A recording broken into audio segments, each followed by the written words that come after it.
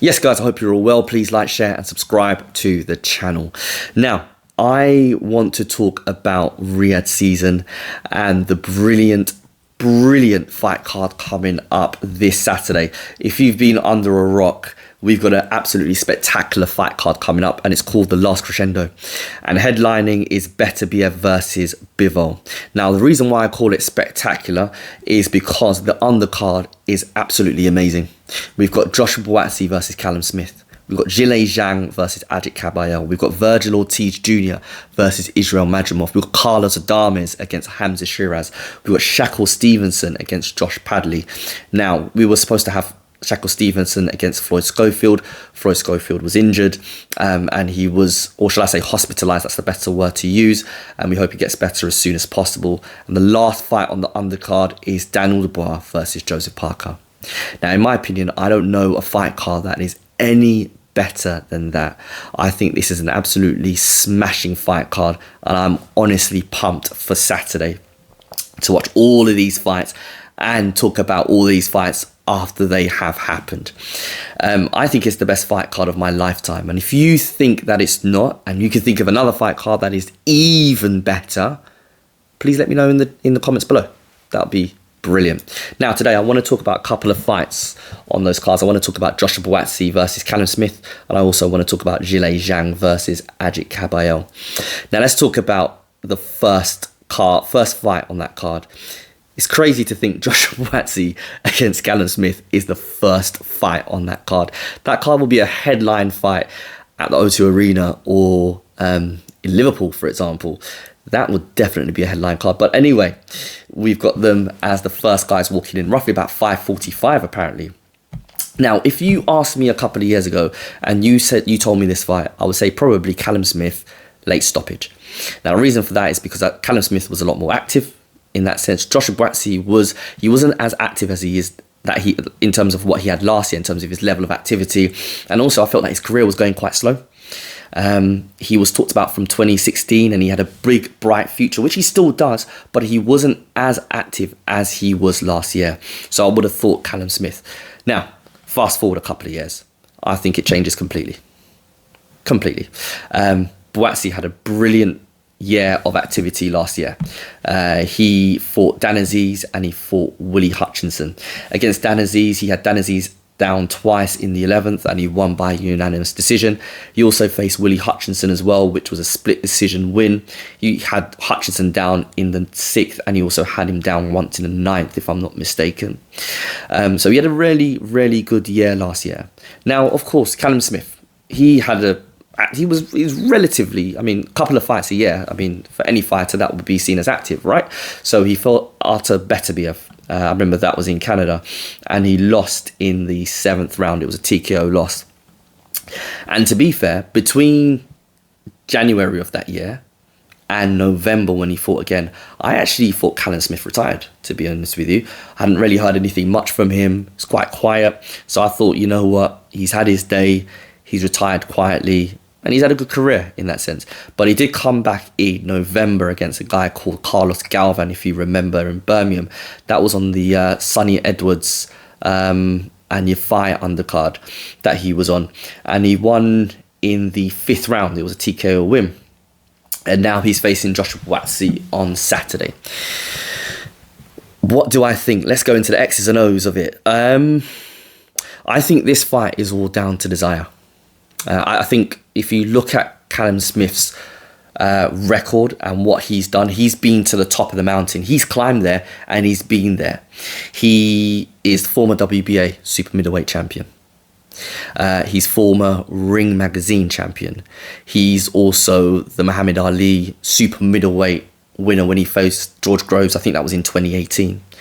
And he's gone up to light heavyweight last year and he faced Artur Beterbiev.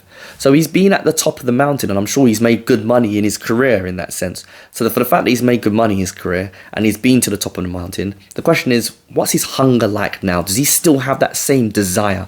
Does he still have that same passion, that determination going into Saturday night? On the flip side, you look at Joshua Buatsi. Joshua Buatsi hasn't been to the top of the mountain. He's still going there. And he's going to be hungry. He's going to want to achieve he wants to achieve the successes that you get when you get to the summit of the mountain, which is fighting for a world championship and winning a world championship in that sense. So I think it's going to be really interesting and seeing how both of their styles mesh. I think it's going to mesh really well, but I think it's going to be a question of desire. Now, if you ask me who I think is going to win, I am going to say Joshua Buatsi. I'm going to say a late stoppage, or I'm going to say it's going to be a points win for Buatsi in that sense. I think he's going to have just a little bit more desire and hunger, and his activity from last year is going to hold him in good stead in that sense. So let's move on to the second fight that I said I was going to talk about, which is Zhilei Zhang against Agit Kabayel. Again, an cracking fight.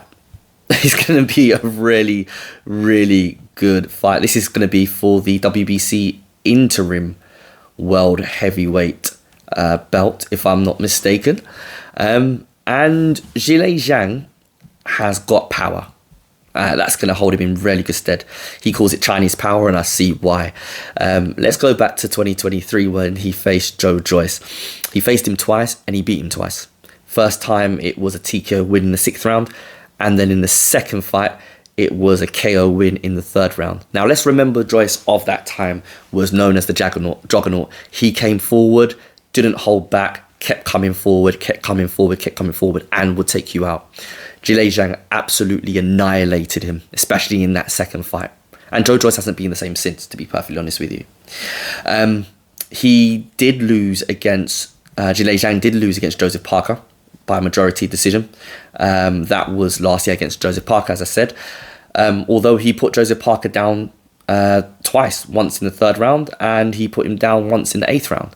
Then you look at him against Deontay Wilder, and he beat Deontay Wilder in the 5th round, which was a TKO win. He's got power, as I said, and it's going to be interesting to see how that power and how it affects Agit Kabayel in the fight. Now, if I'm looking at Agit Kabayel, what a guy he is. He's a real underdog, you know. I mean, sorry, he's a real dark horse, not underdog, but he's a real underdog. He, over the last couple of years, has faced guys who are known as the boogeymen of the division. If you remember Makhmudov, I remember that first Riyadh season fight that he was on, and Makhmudov was seen as, or perceived as, a problem in the heavyweight division. When Fury goes, when AJ goes, he was going to be the man. And Agit Kabayel absolutely took him out in 4 rounds.